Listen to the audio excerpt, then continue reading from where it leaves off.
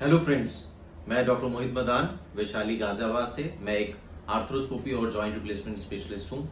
आज हम बात करेंगे रोबोटिक जॉइंट रिप्लेसमेंट के बारे में।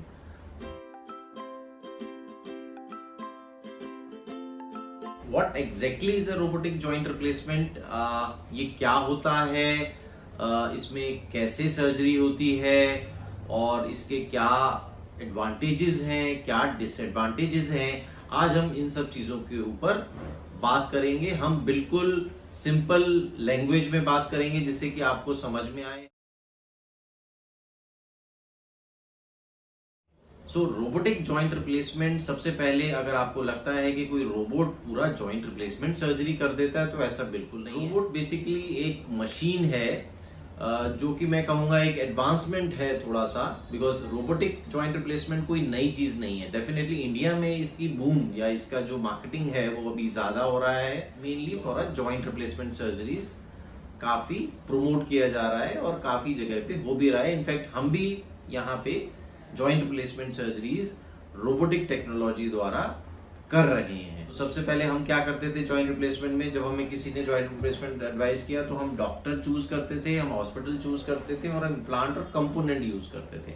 अब एक और कंफ्यूजन हमारे पास आ गया है, रोबोटिक सिस्टम। तो ये चीज शायद किसी ने आपको नहीं बताई होगी कि पर्टिकुलर रोबोट एक इंडिविजुअल कंपोनेंट को ही सपोर्ट करता है। एक पर्टिकुलर रोबोटिक सिस्टम से आप पर्टिकुलर कंपनी का नी रिप्लेसमेंट कंपोनेंट ही लगवा पाए। ये थोड़ा सा ड्रॉबैक भी है डेफिनेटली, बिकॉज कोई भी हॉस्पिटल 5 सिस्टम में या कोई भी सर्जन जो है 5 डिफरेंट सिस्टम में इन्वेस्टमेंट नहीं करेगा, because it's a huge investment and because of this is a huge investment by the hospital और अ डॉक्टर। सो डेफिनेटली इसमें थोड़ा सा आपका कॉस्ट भी बढ़ता है सर्जरी का, जो कि अमूमन 50-60,000 पर नी हम बोल के चलते हैं कि इतना होता है, बिकॉज उसमें कंज्यूमेबल्स भी लगते हैं, एक्स्ट्रा कंज्यूमेबल्स लगते हैं रोबोटिक सिस्टम में। Different types of robotic systems में डिफरेंट सॉफ्टवेयर है और इसमें टेक्निक भी डिफरेंट है, बट हम इन डेप्थ टेक्निक्स पे नहीं जाएंगे। हम जाएंगे उस चीज पे कि ये करता क्या है एग्जैक्टली और सर्जन्स को कहाँ कहाँ पे बेनिफिट होता है या फिर इनडायरेक्टली पेशेंट को एट द एंड क्या बेनिफिट होता है रोबोटिक नी रिप्लेसमेंट से।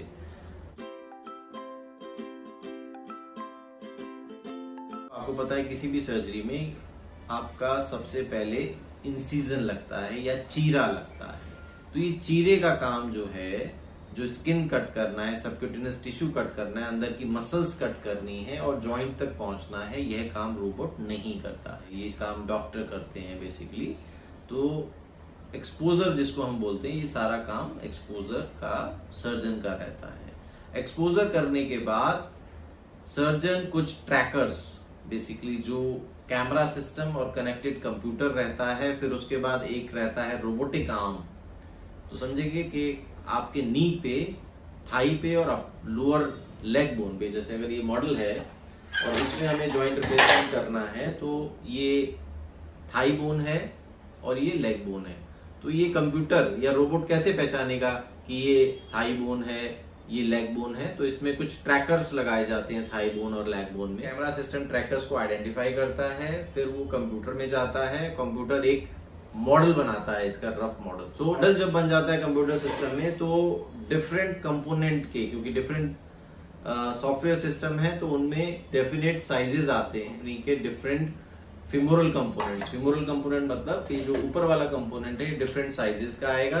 तो मान लिया जैसे ये कंप्यूटर में एक मॉडल बन गया हमारा, तो हम उसमें मैच करते हैं बेसिकली कि कौन सा कंपोनेंट वो इसमें लग पाएगा, किस पोजीशन पे लग पाएगा। उसमें हम थोड़ा बहुत उसमें फेरबदल करते हैं कि वो प्रॉपरली फिट बैठे। इसी तरीके से लेग बोन में भी ये कंपोनेंट कैसे लगेगा, तो उसको हम कंप्यूटर पे पहले ही डिसाइड कर लेते हैं, उसकी प्रॉपर प्लानिंग कर लेते हैं कि आपकी बोन पे वो कैसे फिट होगा, कितना फिट होगा, और उसमें साइज अप डाउन करना वो हम स्क्रीन पे ही कर लेते हैं। इसको क्या कहेंगे कि होमवर्क हमने स्क्रीन पे कर लिया। जो ट्रेडिशनल नी रिप्लेसमेंट है उसमें क्या करते थे कि हम बोन एक्सपोज करते थे, उसके बाद जो बोन के साइज है वहीं पे हम मेजर करते थे और रेस्पेक्टिव कंपोनेंट्स हम लगा देते थे। यहाँ ये सारा काम हम आपका किसी सिस्टम्स में सीटी स्कैन कराना पड़ता है, किसी में नहीं कराना पड़ता।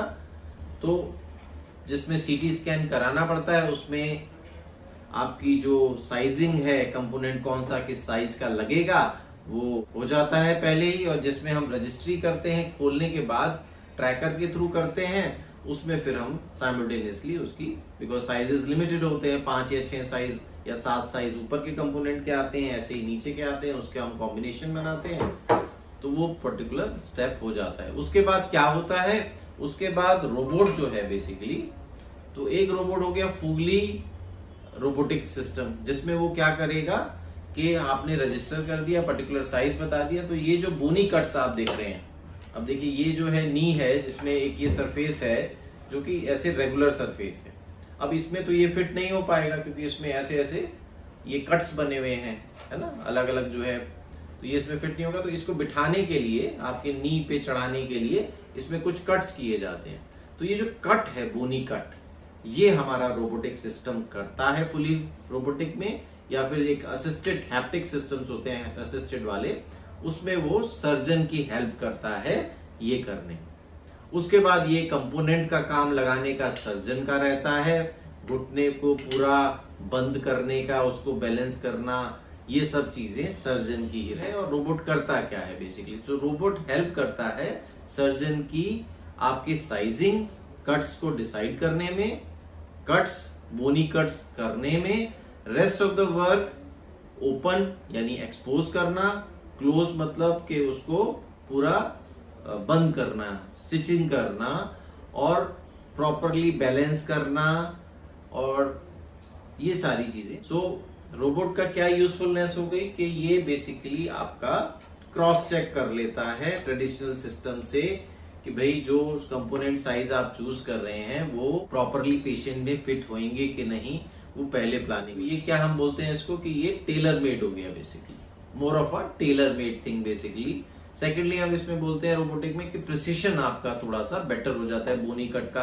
बट अगर हम बात करें रिजल्ट्स की प्रिसिशन वाइज, तो अभी तक कोई एस्टेब्लिश नहीं हुआ है। जो पहले के भी बोनी कट ट्रेडिशनल टेक्निक से करते थे वो भी अच्छे होते थे, उसमें भी कुछ फ्लॉज ऐसे कुछ मेजर नहीं होते थे, वो भी एक्सेप्टेबल थे।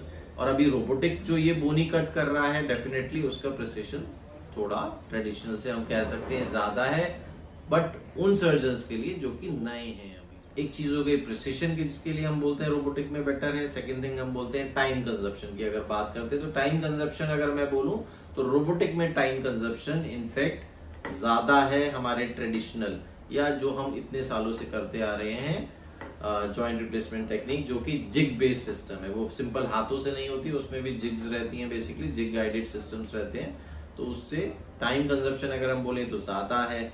ब्लड लॉस की अगर हम बात करें तो हम बहुत ज्यादा कमेंट नहीं करेंगे कि ब्लड लॉस बहुत ज्यादा जो है फर्क पड़ता है रोबोटिक नॉन रोबोटिक में, तो वो ऑलमोस्ट हम कह सकते हैं कि रोबोटिक में थोड़ा कम होगा, कुछ ऐसा नहीं है कि बहुत फर्क करता है आपके पोस्ट ऑपरेटिव रिजल्ट्स में या फिर एक जनरल हेल्थ बीक में कि ज्यादा बहुत ज्यादा ही फर्क है ब्लड लॉस में, ऐसा नहीं। फोर्थ हो गया हमारा कॉस्ट बेसिकली, तो कॉस्ट डेफिनेटली इंक्रीज हो जाता है जब आप robotic joint replacement surgery opt करते हैं as compare to traditional. Fifth चीज हो गई surgeon and hospital basically, because अभी हमारे पास जो रोबोटिक सिस्टम है वो जनरली मेट्रो हॉस्पिटल्स या बिगर हॉस्पिटल्स में अवेलेबल है। डेफिनेटली हमारे पास हम भी रोबोटिक सिस्टम्स यूज कर रहे हैं बेसिकली, जो कि कॉर्पोरेट हॉस्पिटल्स में है। I am associated with 2 hospitals जहाँ पे robotic system I am using, तो वहाँ पे हम रोबोटिक जॉइंट रिप्लेसमेंट कर रहे हैं। सो डेफिनेटली कॉस्ट एक फैक्टर होता है और लिमिट हो जाता है कि भाई आपको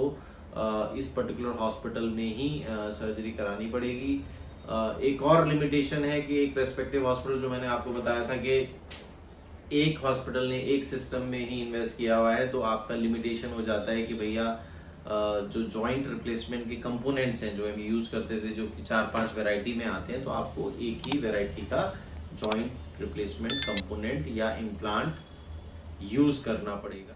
और एक है कि भैया रोबोटिक नी रिप्लेसमेंट के जो ये सॉफ्टवेयर्स हैं और जो ये टेक्निक है, ये बहुत हमारे इंडिया में बहुत पुरानी नहीं है, it's a recent thing basically, अभी कुछ ही साल हुए हैं। तो हमारे पास कोई लॉन्ग टर्म डाटा नहीं है, जैसे कि ट्रेडिशनल नी रिप्लेसमेंट में अगर हम बोलते हैं कि life expectancy is more than 25 years तक, वो कोई दिक्कत नहीं होगी उसमें, तो ऐसा नहीं है रोबोटिक टेक्नोलॉजी में, कि अभी कुछ ही साल हुए हैं, तो हम ये बिल्कुल 100% नहीं कह सकते कि हाँ भाई रोबोटिक टेक्नोलॉजी इज कोई एक पर्टिकुलर फिगर देंगे कि भैया ये सक्सेसफुल है इतनी ज़्यादा। Robotic joint replacement surgery better है ट्रेडिशनल जॉइंट रिप्लेसमेंट सर्जरी से।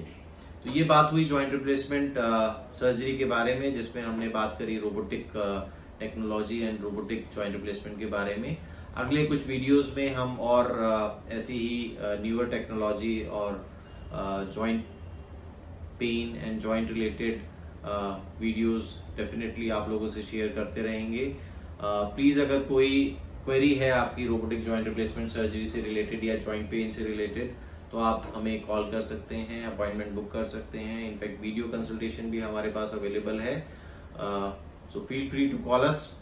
Thanks a lot. मैं doctor Mohit Madan, Vaishali Ghaziabad, my ortho centre से। Thank you.